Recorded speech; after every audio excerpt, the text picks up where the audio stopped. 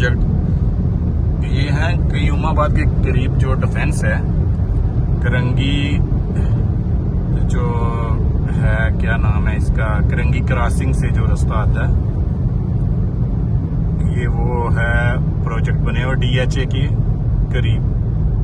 और ये देखें, हम अभी टोटल 8 मिनट हुए हैं, हम शाह फैसल से यानी कि एयरपोर्ट से क्यूमाबाद इंटरचेंज पे उतर गए। तो ये मैं आपको दिखा रहा हूँ,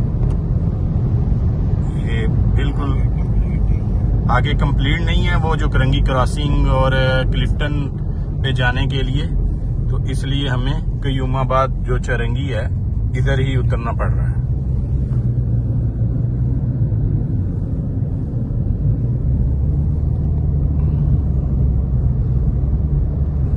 ये अंडर कंस्ट्रक्शन बिल्डिंग्स हैं।